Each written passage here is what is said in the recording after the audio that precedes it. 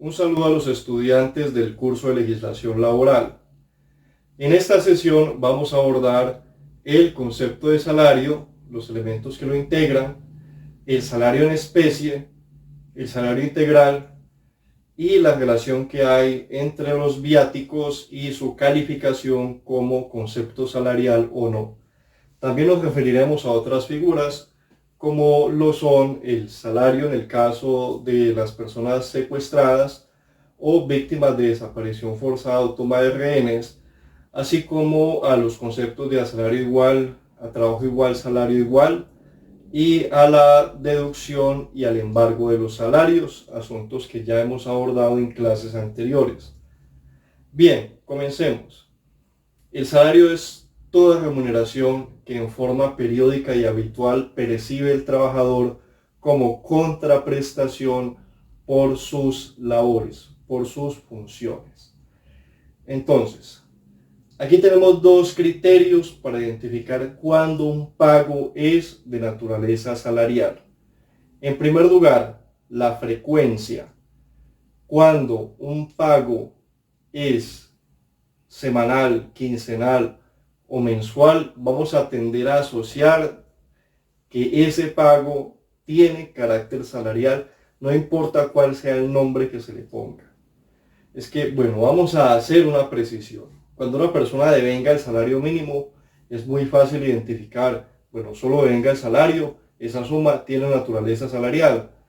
Pero hay personas que pueden estar recibiendo comisiones permanentes y a través de la comisión permanente se trata de ocultar la figura del salario y la remuneración para no pagar las prestaciones sociales completas o para que el empleador pueda hacer algunas deducciones tributarias. Entonces, en este sentido es muy importante que se identifique cuándo un pago que se hace al trabajador tiene o no tiene naturaleza salarial.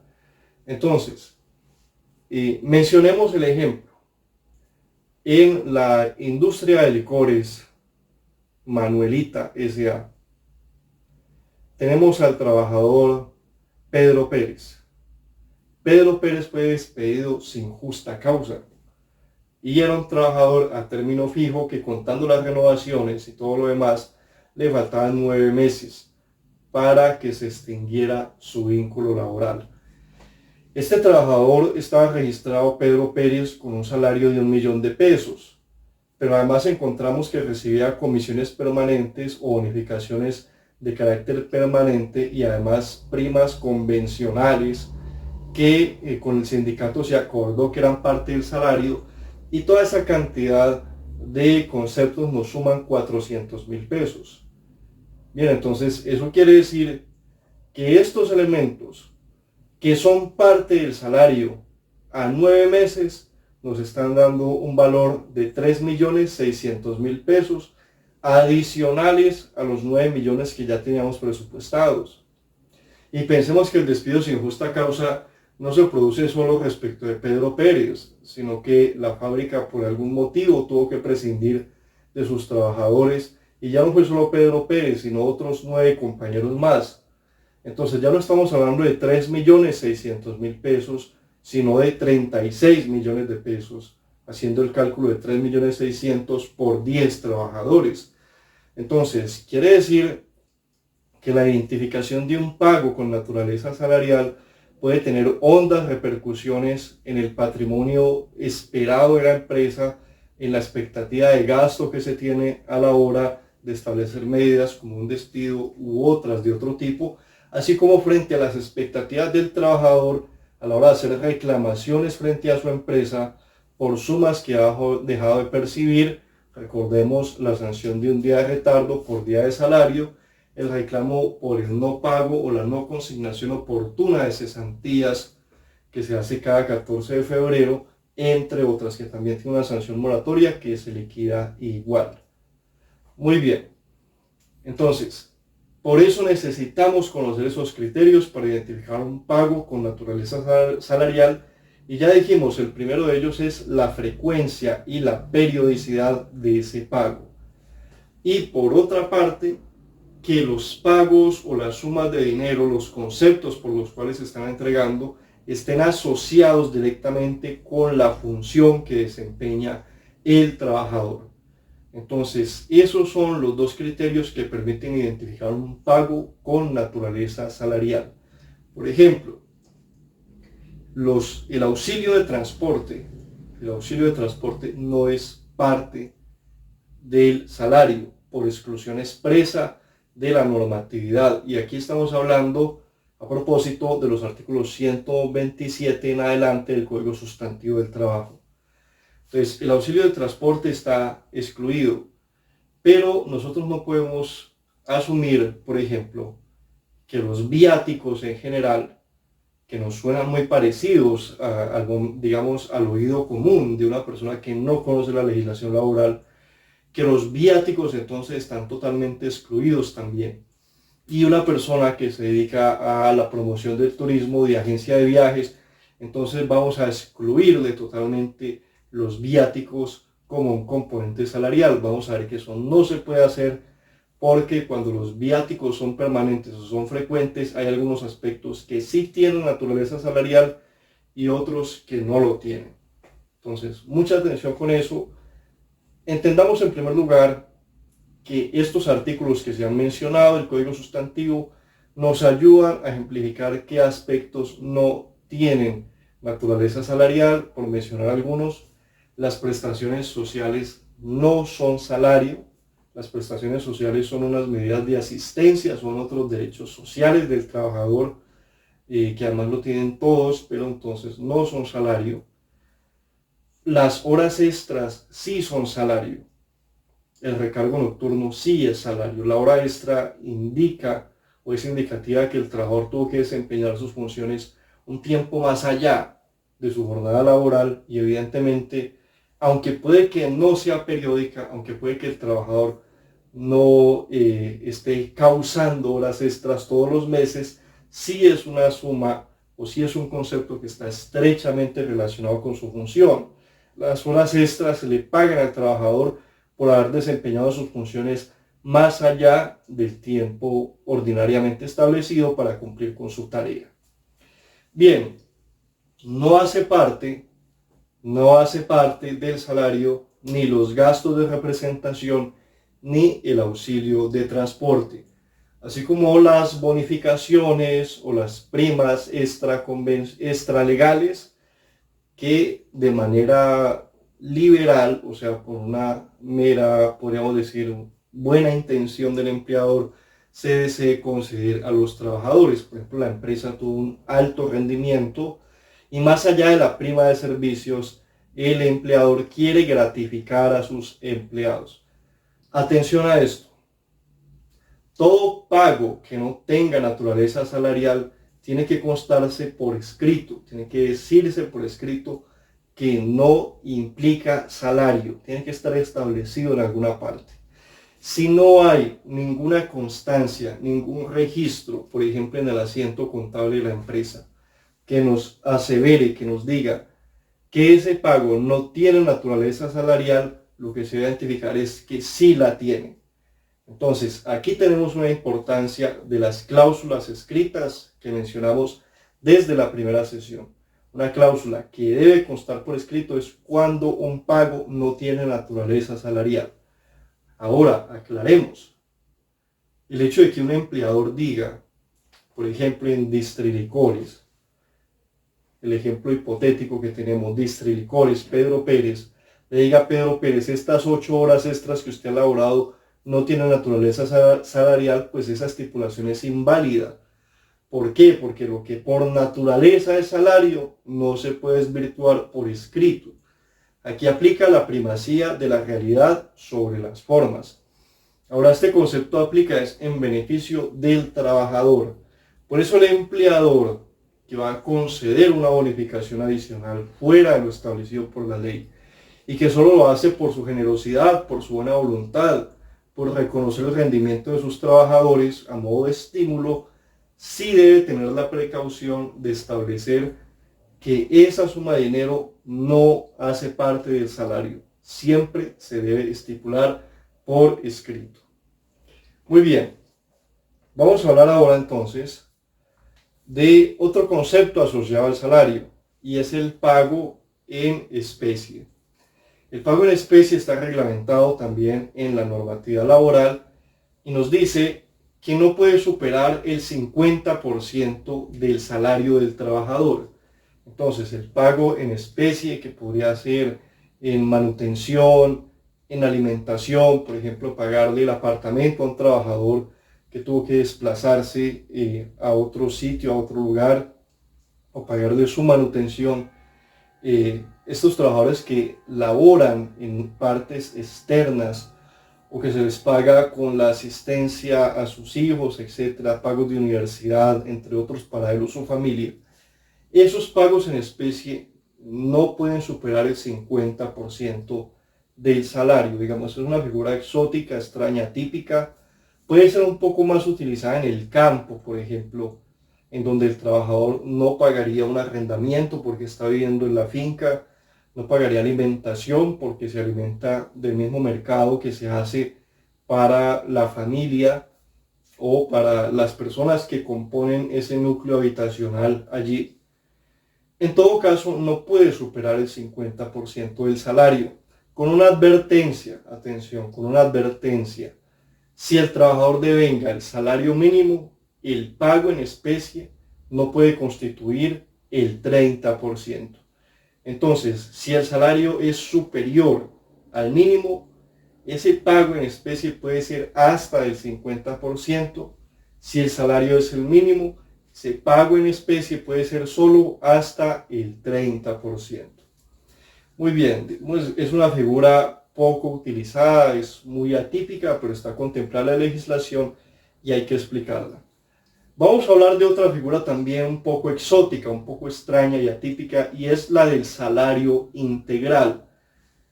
Este salario integral, atención, no lo confundamos con lo que solemos asociarlo en la cultura general, y es calcular cuánto vale el salario mínimo más las prestaciones sociales. Ese no es el salario integral. Ese puede ser el costo total del trabajador para la empresa, pero ese no es salario integral. El salario integral es aquel que se pacta con un trabajador en el cual va incluido el pago de las prestaciones sociales para que el trabajador directamente las sufrague, es decir, la empresa no haría el pago de las prestaciones sociales, sino que el trabajador mismo las asumiría. Este pacto de salario integral solo está contemplado a partir de los 10 salarios mínimos mensuales. Esto quiere decir que para pactar un salario integral, el trabajador Pedro Pérez de Distrilicores, María Guardia de la Academia de Seguridad María de los Guardias, etc., tendría que devengar por lo menos 10 salarios mínimos. Es decir, no puede haber pacto de salario integral con un salario o con una remuneración que sea inferior a 10 salarios mínimos legales mensuales vigentes. Y atención a esto, porque adicionalmente se debe pagar el 30% por encima de ese valor, que es el que está destinado al pago de prestaciones sociales. O sea que en realidad el salario integral está compuesto por la suma de 13.3 salarios mínimos legales mensuales vigentes. Si el salario mínimo son 12, no son 10, sino que son 12, entonces en total ya no hablaríamos de 12 salarios, sino de 16. ¿Y de dónde salen los otros 4? De ese 30% que está destinado al pago de prestaciones. Entonces, mucho cuidado con esa expresión, porque el salario integral se debe pactar por escrito. Y es cierto, los jueces deben interpretar la realidad, pero no podemos ir por ahí por la vida escribiendo alegremente en todos los contratos de trabajo que al fulano de tal, empleado de la empresa, se le pagará el salario integral. Porque cuando decimos se le va a pagar el salario integral, quiere decir que por lo menos le va a pagar 10 salarios mínimos más el 30% que es destinado a que el trabajador sufrague por sí mismo sus prestaciones sociales. Entonces, mucha atención a este concepto que es muy delicado, puede prestarse a confusiones. Entonces, salario integral solamente es aquel que se pacta en por lo menos 10 salarios mínimos y que incluye un 30% adicional para que el trabajador sufrague sus prestaciones sociales. Bien, hemos dicho y tiene que quedar claro, por favor, voy a insistir en este punto, aunque ya lo he mencionado, recordemos, el auxilio de transporte no hace parte del salario.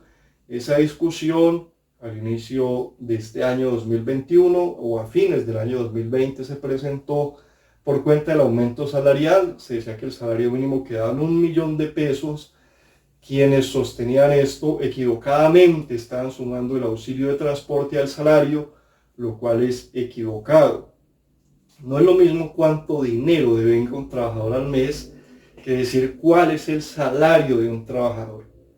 Un trabajador puede vengar también el auxilio de transporte y gastos de representación que tampoco son parte del salario. Y esa suma puede exceder los 2 millones de pesos, pero eso no quiere decir que su salario sea 2 millones. El salario de un trabajador es la suma de aquellos conceptos que tienen naturaleza salarial.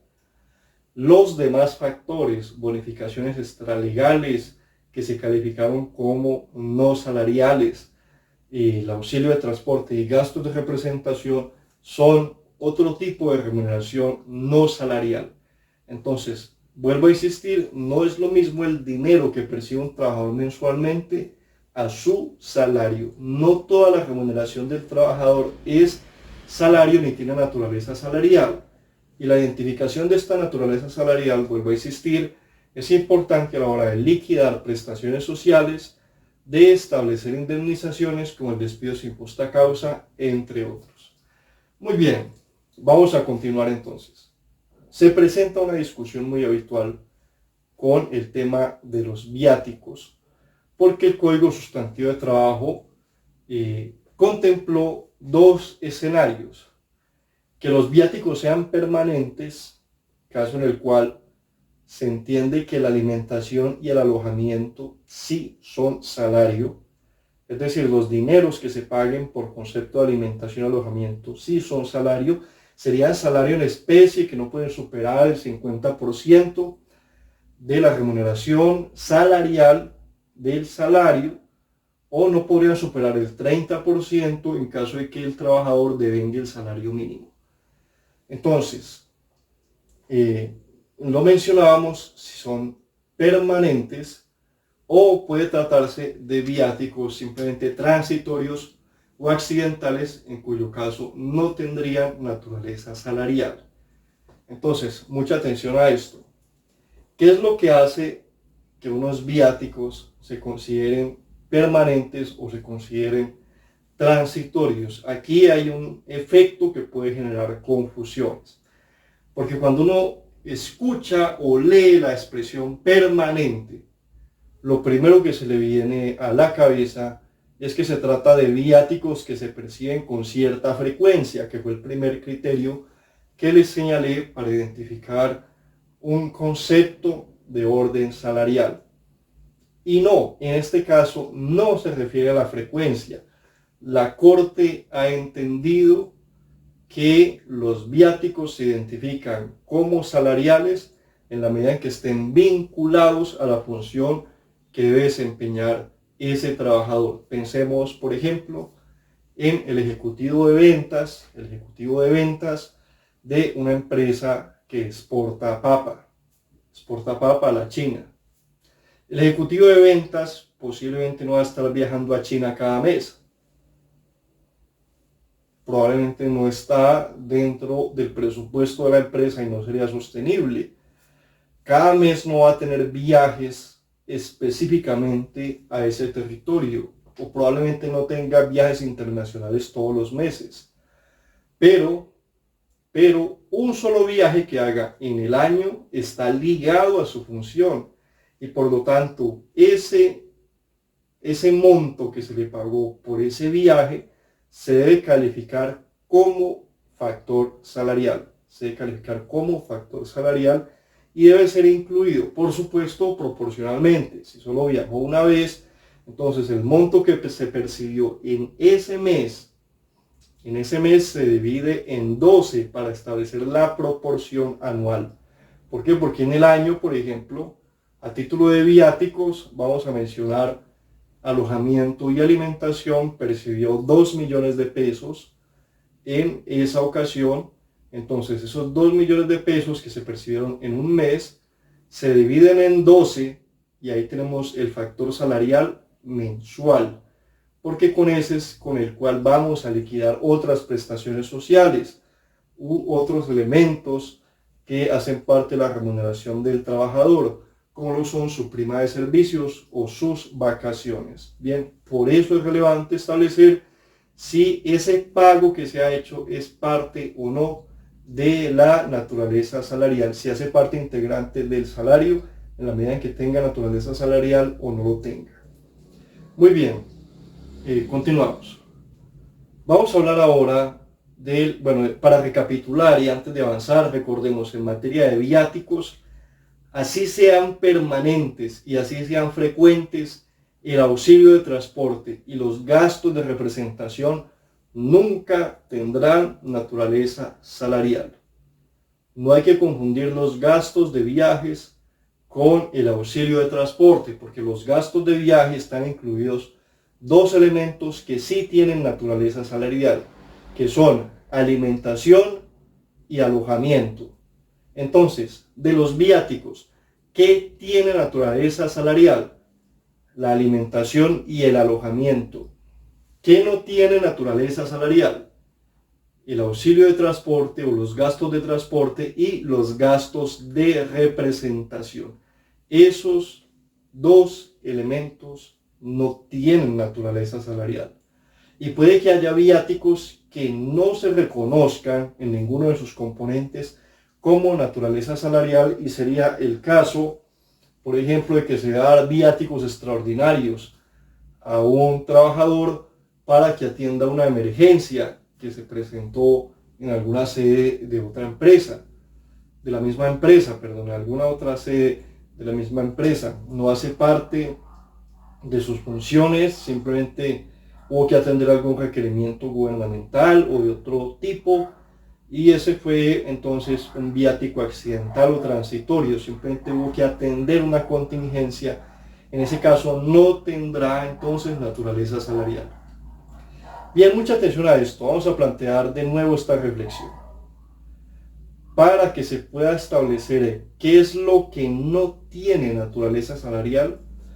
Esos viáticos accidentales o transitorios, así como los gastos de transporte y los gastos de representación, tienen que quedar por escrito, se tienen que estipular claramente en la contabilidad de la empresa y en los certificados que se le discriminan al trabajador.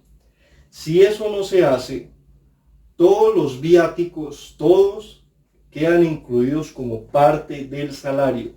Pensemos en unos viáticos por 2 millones de pesos, en el que, para abreviar el ejemplo, 500,000 pesos son alojamiento, 500,000 alimentación, 500,000 gastos de transporte y 500,000 pesos gastos de representación.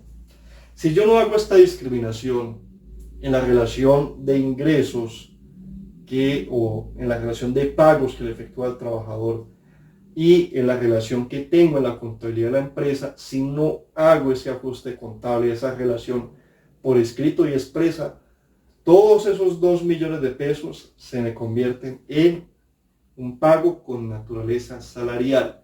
Después hay un problema con ese trabajador, un despido sin justa causa, una terminación por cualquier otro orden, y esos 2 millones de pesos todos me van a integrar esa componente salarial. Y pensemos que esta vez el trabajador sí viajó todos los meses. Entonces, para ese año, esos 2 millones de pesos mensuales me van a engrosar el salario de ese trabajador. Por eso hay que tener mucho cuidado, por eso hay que establecer con claridad por escrito los elementos que sí tienen la naturaleza salarial y cuáles no. En el caso de los viáticos, discriminando cuáles viáticos sí son los que se consideran relacionados con la función del trabajador, cuáles son accidentales. Y dentro de los viáticos, qué conceptos son alimentación, alojamiento, gastos de representación y gastos de transporte. Muy bien, evacuados estos asuntos, vamos a hablar de una figura que ya se ha mencionado antes, y es la del salario, el pago del salario. Una persona que se encuentra secuestrada, esta interpretación o este beneficio se ha extendido también al caso de las víctimas de desaparición forzada y de toma de rehenes. Bien, básicamente, como lo habíamos mencionado en clases anteriores, aquí no se suspende la obligación de pago del empleador frente al trabajador. ¿Qué puede hacer entonces la empresa para proteger su patrimonio? ¿Cuál es la figura que está establecida en la normatividad? Lo primero es establecer la denuncia por el desaparecimiento o el secuestro de la persona. Digamos, si la persona es secuestrada y se tiene noticia de su paradero, el salario se debe seguir devengando, se debe seguir entregando el salario a sus parientes, y para identificar los parientes nos sirve como criterio los beneficiarios que tiene registrado en su seguridad social, por supuesto en el orden alimentario como está establecido en la ley. Esto pues luego lo profundizaremos. Bien, entonces a sus beneficiarios, esposo, esposa, hijos, si depende económicamente, si hay alguna dependencia económica de algún adulto mayor, por ejemplo sus papás, que no se pueden valer por sí mismos, entre otros. Entonces se debe hacer el pago del salario. Ahora, es el pago del salario del trabajador que se entrega a sus familiares. Lo ideal es que se promueva un proceso para que ese dinero lo reciba un curador, un albacea, un administrador de esos dineros. Y esto se puede establecer ante los jueces, de los jueces civiles o de familia, según el caso, para que se logre determinar con claridad el destinatario de estos dineros y para que luego no haya haber disputas internas entre las familias. Bien, proseguimos. Si se trata de una desaparición forzada o no se volvió a tener noticia del trabajador y ya transcurrió 2 años, entonces, a partir de ese momento, pasados 2 años del desaparecimiento de una persona, sea que inicialmente haya sido un secuestro, pero después no se volvió a tener noticia de ella, se puede adelantar el proceso de declaración de muerte presunta. Quiere decir que a la persona se le declara judicialmente muerto. Y como lo habíamos mencionado en clases anteriores, la muerte del trabajador pone fin al contrato laboral. Bueno, si luego aparece la persona, pues se tendrá que establecer las erogaciones a que haya lugar, pero es importante dar esta referencia de esa posibilidad que hay de acudir al mecanismo de la declaración por muerte presunta, que no solo la hacen las empresas respecto a los trabajadores, también las familias, para levantar los procesos de sucesión, para poder asignar la herencia en la cuantía y modalidad que corresponda, etc. Adelantan o tienen en sus manos la posibilidad de adelantar este proceso de muerte presunta. Muy bien, digamos en esencia eso es lo más relevante de este tema. Cualquier otra duda o aclaración la resolveremos en la clase presencial. Finalmente, los pactos, las deducciones y embargos sobre el salario. El empleador y el trabajador no pueden establecer pactos o acuerdos sobre el salario, sobre los factores salariales fuera de lo que expresamente permite y estipula la ley. Por ejemplo, los pagos de cuotas sindicales, de cooperativas, préstamos, siempre que no excedan el 50% del salario. Esas deducciones están permitidas hasta ese monto como una manera de proteger el patrimonio del trabajador. Por otra parte, está permitido hacer deducciones cuando el trabajador incurre en faltas disciplinarias que tienen sanciones monetarias, como es el pago de multas por incumplimiento de labores, por llegadas tarde, por insubordinaciones, entre otros. También es posible establecer deducciones al salario frente a los embargos, es decir, cuando un juzgado decreta una orden judicial de embargo del salario, que como ya lo hemos mencionado, hay dos clases de embargo en términos generales. El primero y el más delicado es el de las cooperativas y el de las obligaciones alimentarias, porque las cooperativas y los acreedores alimentarios, es decir, a quienes se les debe alimentos, pueden solicitar el embargo del 50% del salario. Normalmente los jueces no decretan toda esa cantidad, pero sí es una facultad que tienen los acreedores, en este caso las cooperativas y los acreedores alimentarios. Pensemos en los hijos menores de edad o también adultos mayores, que pueden ser los papás, por ejemplo, que ya no se valen por sí mismos y respecto a los cuales hay una declaración conforme a la cual la persona trabajadora debe suministrarle alimentos.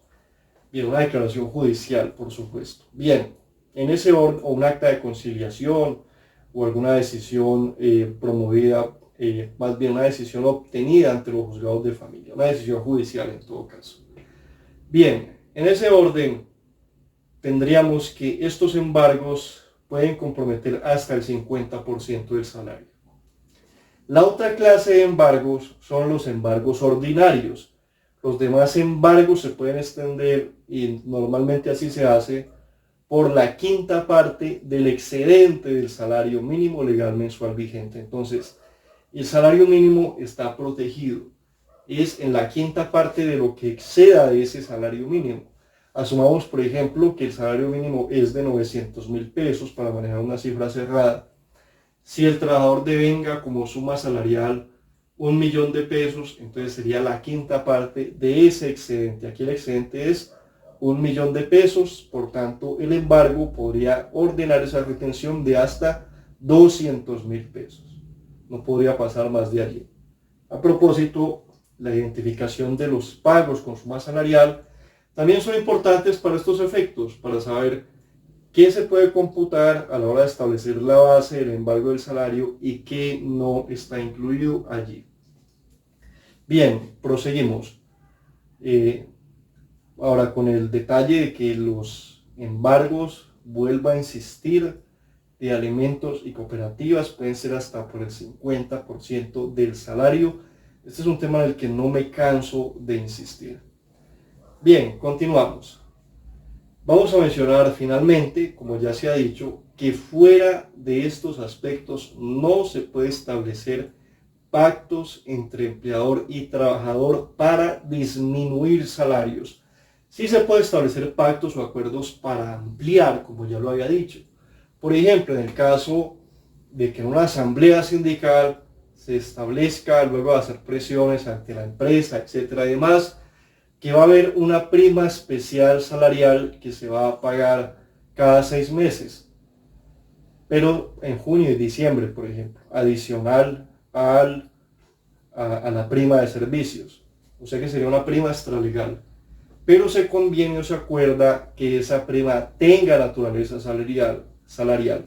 Entonces, trabajadores y empleadores pueden hacer esa clase de acuerdos sobre sumas que no constituyen salario para incluirlas como parte del componente salarial.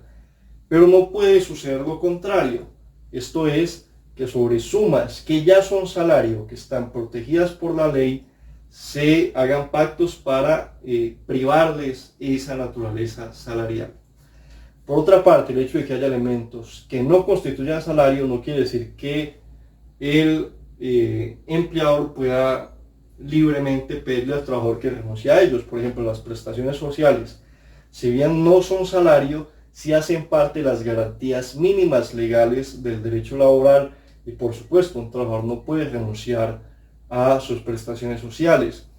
El auxilio de transporte, en los casos en que procede su reconocimiento, tampoco sería renunciable porque es una garantía que está protegida en la ley. Entonces, en ese orden no hay que confundir las cosas.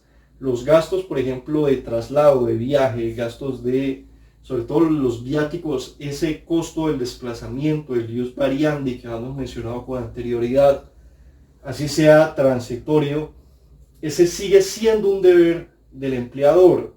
el hecho de asumir los gastos de transporte y de alimentación del trabajador al cual el empleador envía a otra zona fuera de su ciudad.